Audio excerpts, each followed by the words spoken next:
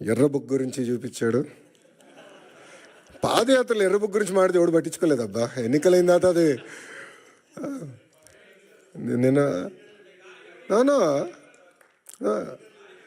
నేను దాంట్లో డౌట్ వద్దు. మీరు చూస్తే నేను పాదయాత్రలో చాలా స్పష్టంగా చెప్పాను, ఎవరైతే చట్టాన్ని ఉల్లంఘించి ప్రజల్ని కార్యకర్తలను ఇబ్బంది పెట్టారో వాళ్ళని వదిలేది లేదు అని చెప్పారు. ఒక్క నిమిషం ఆగండి, ఇంకా ఇప్పుడే కాదు. అది ఎందుకు చెప్పానంటే అండర్లైన్ ఉంది అక్కడ, చట్టాలు ఉల్లంఘించారు. నేను ఎస్టాబ్లిష్ చేయాలని, ఇది కక్ష సాధింపు ప్రభుత్వం కాదు, కానీ నేను ఎస్టాబ్లిష్ చేసి యాక్షన్ తీసుకుంటాం. దాంట్లో ఎలాంటి సందేహం మీకు అవసరం లేదు. రిలాక్స్డ్గా ఉండండి, మీరు యాక్షన్ చూస్తారు.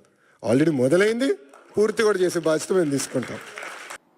ఒక ఇన్సిడెంట్ గుర్తొస్తుంది. ముంబై నుంచి ఒక జూనియర్ ఆర్టిస్ట్ని తీసుకొచ్చి ఏ విధంగా ఆవిడతో తప్పుడు కేసులు పెట్టించి జిందాల్ లాంటి పారిశ్రామికవేత్తల్ని బెదిరించి బ్లాక్మెయిల్ చేశారు. మరి ఈ విధంగా పారిశ్రామికవేత్తల్ని బెదిరించి బ్లాక్మెయిల్ చేస్తే ఈ రాష్ట్రంలో ఎవరైనా పెట్టుబడులు పెట్టడానికి వస్తారా అని నేను అడుగుతున్నా. అలాగే ఐపీఎస్ అధికారులు సీనియర్ మోస్ట్ ఆంజనేయులు గారు, సంజయ్ గారు, ఠానా గారు, విశాల్ గున్ని లాంటి ఐపీఎస్ ఆఫీసర్ల మీద కూడా కక్ష సాధింపుగా కేసులు పెట్టి వేధిస్తే ఈ రాష్ట్రంలో ఎవరైనా పెట్టుబడులు పెట్టడానికి వస్తారా నేను అడుగుతున్నాను. అలాగే ఐఏఎస్ ఆఫీసర్లకు కూడా 7 నెలలుగా కొంతమందికి పోస్టింగ్లు ఇవ్వకుండా వాళ్ళని వేధిస్తూ వాళ్ళని జైల్లో పెడతామని బెదిరిస్తూ ఈరోజు చంద్రబాబు నాయుడు ప్రభుత్వం డెసిషన్స్ తీసుకుంటుంటే ఎవరైనా పెట్టుబడులు పెట్టడానికి వస్తారా నేను అడుగుతున్నా. ముఖ్యంగా ఈ రాష్ట్రంలో మీరు చూస్తే ఆడపిల్లలు, చిన్న పిల్లల మీద అత్యాచారాలు, అఘాయిత్యాలు, అలాగే హత్యలు జరుగుతుంటే అలాంటి రాష్ట్రంలో ఎవరైనా పెట్టుబడులు పెట్టడానికి వస్తారా నేను అడుగుతున్నా.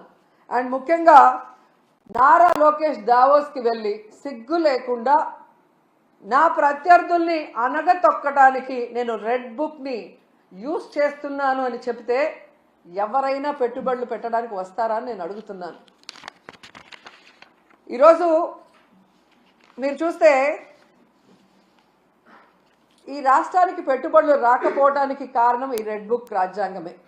ఎందుకంటే ఎవరైనా పెట్టుబడులు పెట్టాలి అంటే ఆ రాష్ట్రంలో లా అండ్ ఆర్డర్ కరెక్ట్గా ఉండాలి, పారదర్శకమైన పరిపాలన ఉండాలి, అలాగే రోడ్డు, రైలు, ఏరోప్లేన్, అలాగే పోర్ట్స్, ఇవన్నీ కూడా అంటే ట్రాన్స్పోర్ట్ ఇది కరెక్ట్గా ఉంటేనే అక్కడ పెట్టడానికి అవకాశం ఉంటుంది.